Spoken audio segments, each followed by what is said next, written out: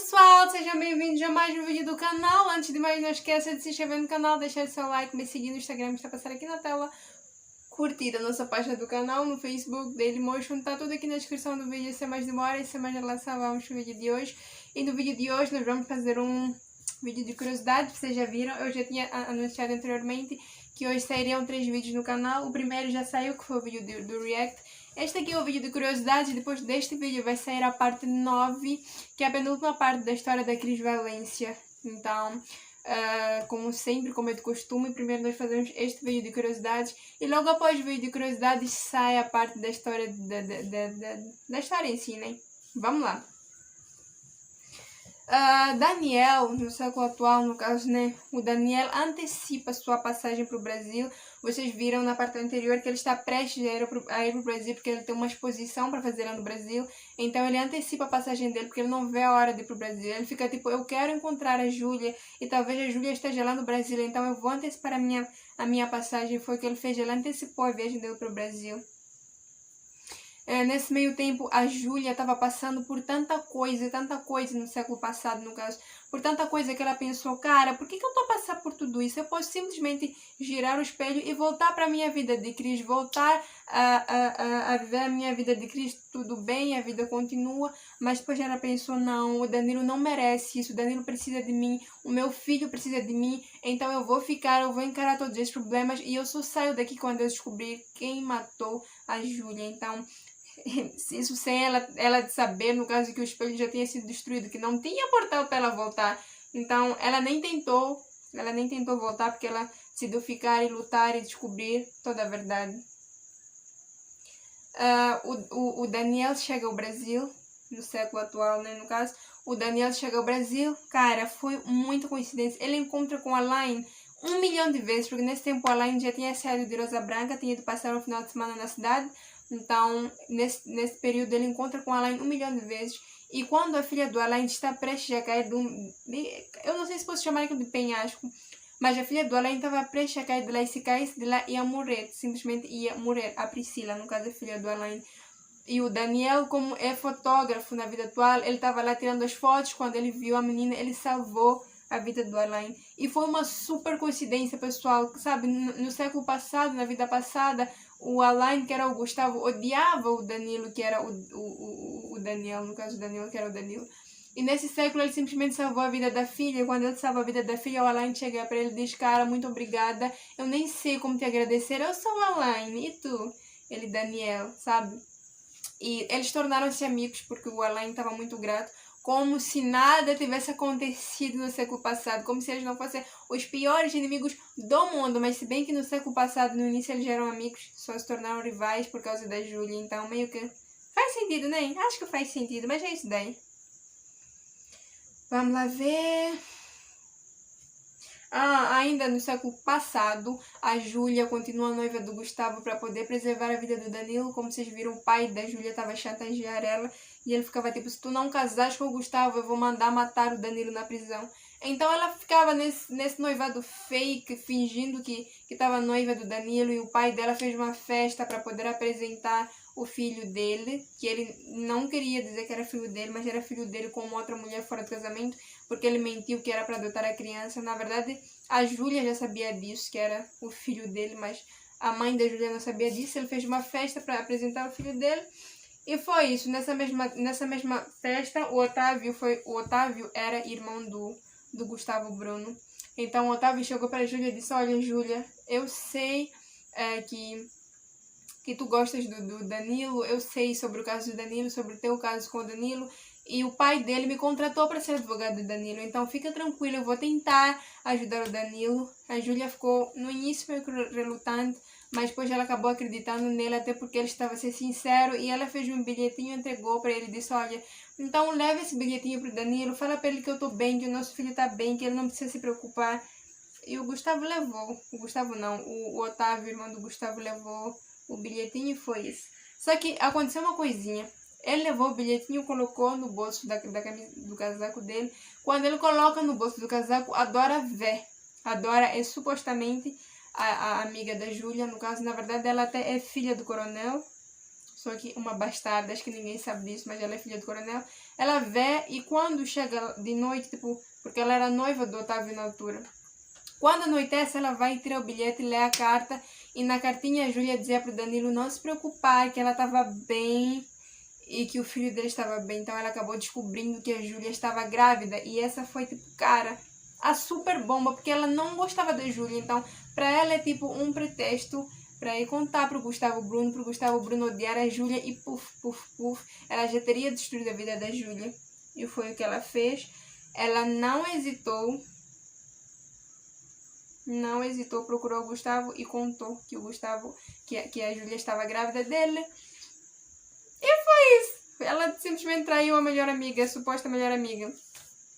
E o Gustavo Bruno não hesitou, também foi procurar o coronel e disse, olha, sua filha Júlia está grávida e eu estou a romper o compromisso agora, porque até pra mim isso foi longe demais. Eu estava disposto a casar com a Júlia depois de tudo que ela fez, mas com uma gravidez, não. Eu não caso com a Júlia, o compromisso está desfeito. O coronel ficou uma fera, obviamente, e tudo que ela queria era encontrar a Júlia para poder fazer com que a Júlia fizesse um aborto. Tipo, basicamente isso. Então, para proteger a criança, a Júlia saiu correndo, entrou meio que num táxi, naqueles carros de aluguel, e foi atrás do padre, meio que num vilarejo bem distante da cidade.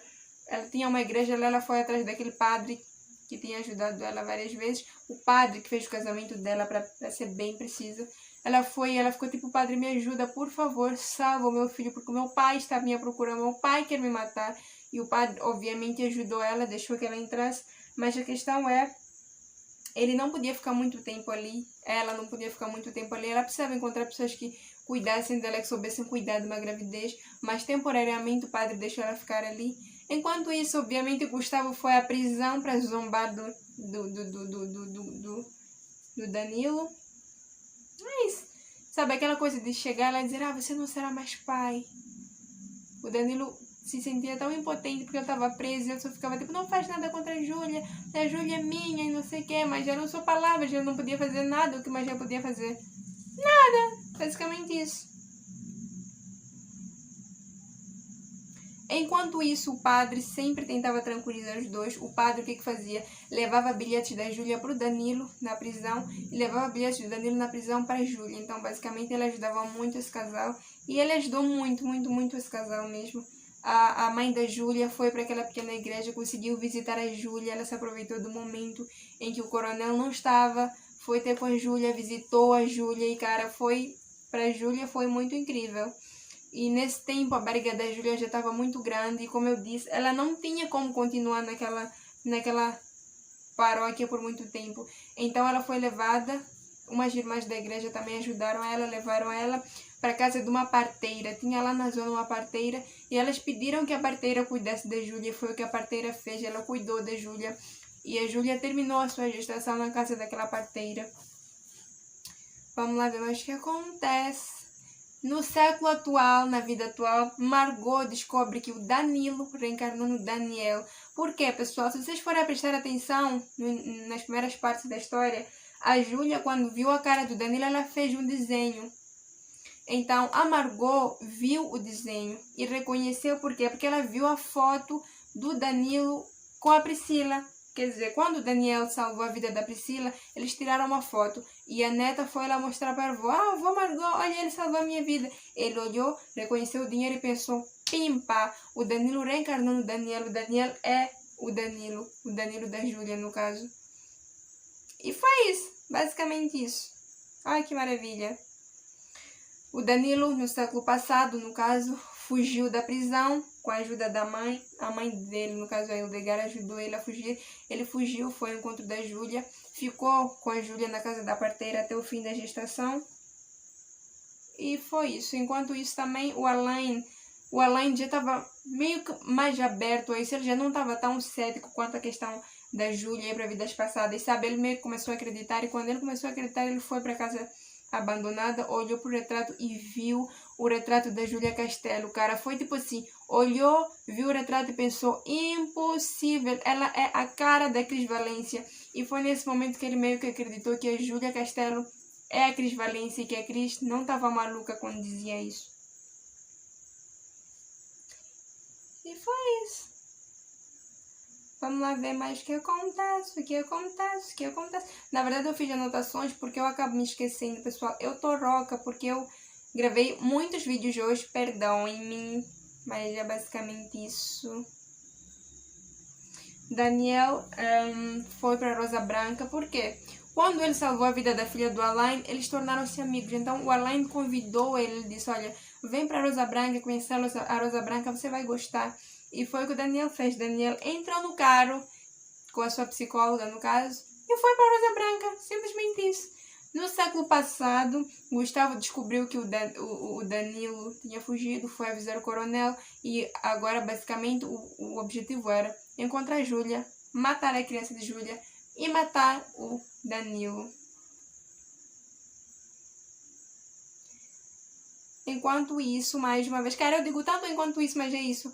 Danilo chega a Rosa Branca, e quando ele chega a Rosa Branca, é impactante, pessoal. É porque eu tive que cortar muito, porque o vídeo está sendo bloqueado, mas as mesmas falas da Cris Valência, ele disse, sabe, aquilo, depois já toquei naquela música, always, always, e depois eu conheço esse lugar, é uma sensação de pertencimento. Se vocês se recordarem, tipo assim, onde vê que quando a Júlia chegou, ela também começou a reconhecer as coisas. No caso, a Júlia e a Cris.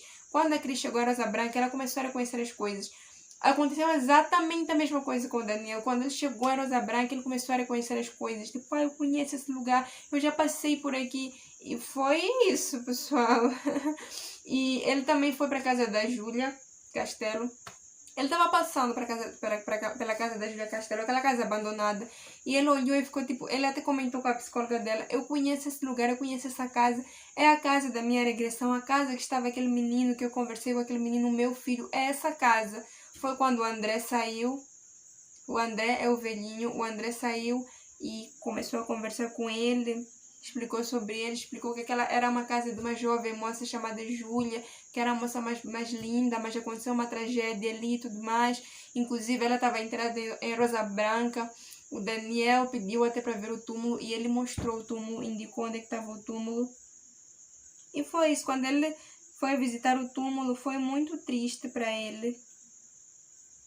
Foi muito triste para ele. Ele até chorou, porque ele ficou tipo, será que eu viajei para o Brasil para encontrar um túmulo, porque ele estava com muita esperança de encontrar também a reencarnação da Júlia, mas ele não encontrou. E foi quando Margot conheceu o Daniel pessoalmente, ela ficou muito emocionada quando conheceu o Daniel, e foi aí que ela teve certeza, ela olhou e pensou, tipo, cara, ele é realmente sim a reencarnação do Danilo.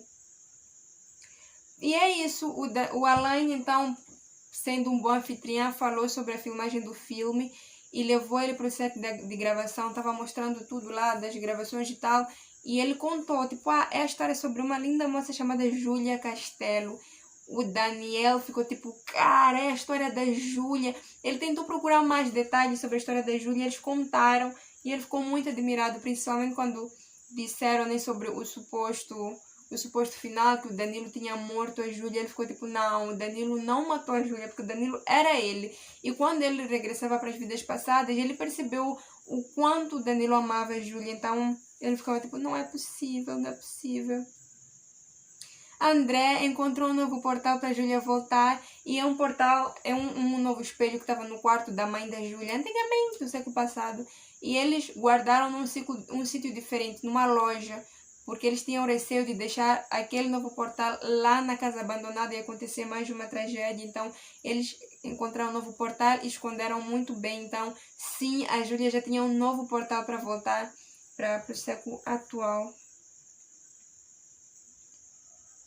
E foi isso. E por fim, nessa parte, a Júlia entrou, voltando para o século passado, a Júlia entra em trabalho de parto. Quando a Júlia entrou em trabalho de parto, pessoal, ela teve muitas complicações. O Danilo teve que ir à cidade atrás de um médico. Quando ele foi à cidade atrás do médico, ela finalmente conseguiu dar à luz, só que o Danilo já não estava lá porque ele tinha ido atrás do médico. E a Júlia deu à luz, descansou um pouco. Quando ela abre os olhos, quem estava lá? Puf! Coronel Eugênio, seu pai. E a ordem dele, sumam com o menino e Júlia volta para casa comigo. Cara, o desespero. A nossa nona parte e penúltima parte termina por aqui. Tem muita coisa ainda interessante. Amanhã, provavelmente amanhã, né, no caso, eu vou postar a última parte da história da Júlia, da Cris Valência. E é isso, pessoal. O vídeo, ou melhor, a nona parte vai ser postada logo depois desse vídeo. Então é muito importante que vocês fiquem atentos ao canal, porque depois deste vídeo eu vou postar a parte 9. E é isso, pessoal. Muito obrigada por terem assistido ao vídeo. Deixem muito like para ajudar. Então, sem mais demora, sem mais enrolação, o vídeo ficou muito longo, me desculpem. Eu vou desaparecer do vosso belíssimo ecrã em 3, 2, 1. Tchauzinho.